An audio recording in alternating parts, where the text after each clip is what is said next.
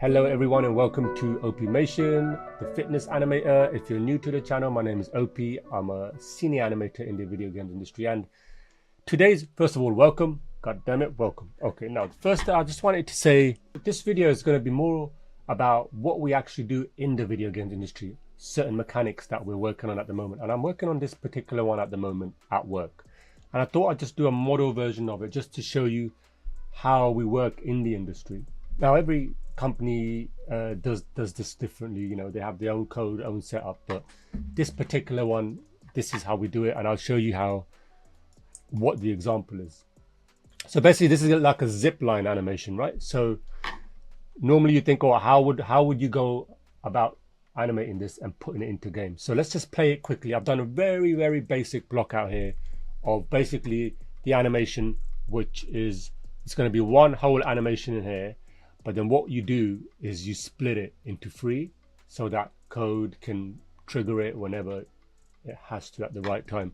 So basically this is the animation. There's a takeoff, there's a slide, and there's a land. Okay, so this particular animation that I'm working on, the zipline one, the first thing that we talk to the designers and the programmers is, okay, let's get the animation working, and then we can see where we can break it up. So the first thing we'll do here is, for example, the first bit will be named as, so from 1 to 7, that will be named as the intro.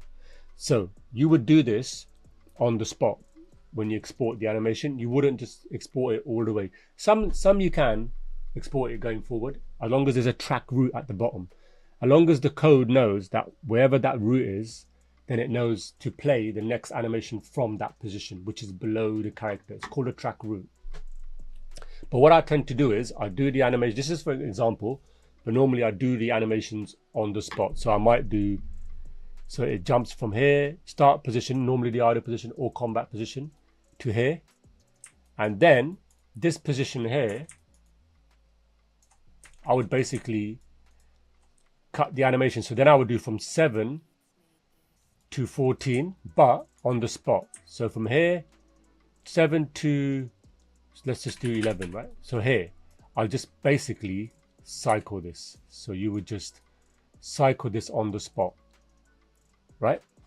And then the next position would be the end. So it would be the looping position, the end position, or the start position to the idle.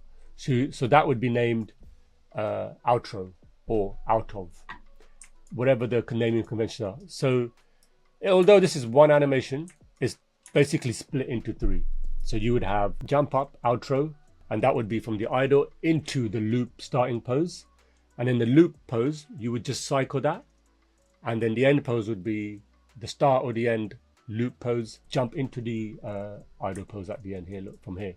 So from there, obviously you'd animate the in-between. This is an example, but he would come off, land, and end in the idle. So that's how we do certain animations, certain mechanics. I like that. Another example is there could be, I don't know, a wrench. So the character, as he's walking in the game, you come to the certain area of the wrench, then it triggers a intro animation, which could be the hand coming onto the bench. And then the outro is, and then the animation is open, like in God of War. And then you get the item, and then there would be a shut animation. So 3 animations there. So these animations are normally broken into 3 parts. So you have the jump into the loop, start loop pose, then there's a loop like this, and then the end pose, which is also the start or end of the loop into the idle. And normally you do this all on the spot. And then what code does is, the designer or programmer, they will pick a particular place in the game where it's like, if you come to near the zip wire, it'll play the outro. Then the code, basically the reason why the loop is in the spot is because the hand pose at the top,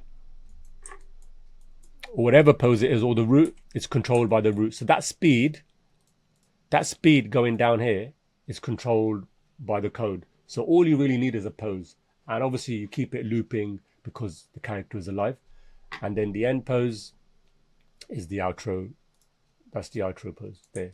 So that's it. That's all. And you do that all on the spot. And you can do it all on the spot in one whole animation, and then you can export them out as sections. All right, guys, I just wanted to share this video with you because, you know, I thought I'd share with you what we actually do in the game, in video games, so that even you can do these exercises and put them in your show reel, because it shows that you understand the mechanics of game development. Because when you go in as an animator in video games, you know, at the beginning, you're thinking, yeah, I want to get these animations done and make them look good. Like, for example, at the end here, when it jumps from here into the idle, sometimes you have to jump, go down. So you go down and you have to land straight in the idle, so that there isn't necessarily a cushion and then coming back. You know, when you're young and in the industry, you get a bit attached to your animations and you want to make it look good, but sometimes you've got to think about gameplay. So after being in the industry for like 20 years, you begin to understand, hopefully earlier for you, but you begin to understand that you're actually a game developer as well as an animator. So you're trying to find ways to animate where it suits the game, the end user. You know, is it instant? Is it happening straight away? You're gonna make sure that the player isn't bored. You know, the gameplay has to be right? It has to be instant sometimes. Sometimes you have to sacrifice a bit of the settle in the idle, or, you know, going from attack quickly back to combat idle. You know, these things, try not to get too attached to your animations sometimes, in terms of, you know, having the designers or programmers needing to cut some of the frames at the start or the end. That's just, it's all to do with the gameplay. So you've got to see, you know, you're contributing to a much bigger picture, a much bigger contribution in terms of gameplay. So that's one thing that I could teach from my experience, is although obviously you want your animations to look good, but also at the same time, you've got to think about gameplay as well. So when I mean animations have to be good, you've got to really hit those strong poses as well. That's the main thing when it comes to combat. You got the motion too, but it's mainly like holding poses, making them clear. And also in terms here, for example, this, I had to have a few code frames removed from the start. So here you see, you've got the pose, but the pose has to be clear. So, you know, it's all strong and working. Obviously this is roughly done, but you're trying to get a strong pose, readable, that is a part of the character's personality. All right, guys, I just wanted to share that short. I know I'm rambling on, but I just wanted to share that short of what actually we do in the industry. It's good to talk about run cycles and stuff like that, but really I think I might just do a few more series on actually what we're doing in the industry, so that you can do that for your show reel.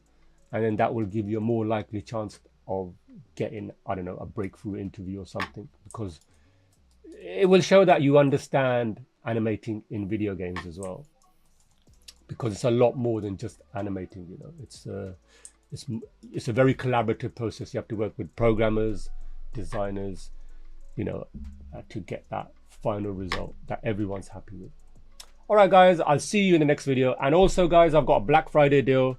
Click the link in the description. We go over that. You know, once a year I do this because I launched my course in January, and obviously some people didn't have the right investment at the time.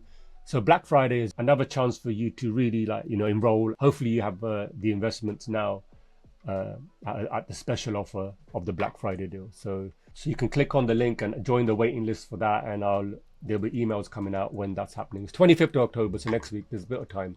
I'm just jumping on early for that, so to avoid all the rush of Black Friday.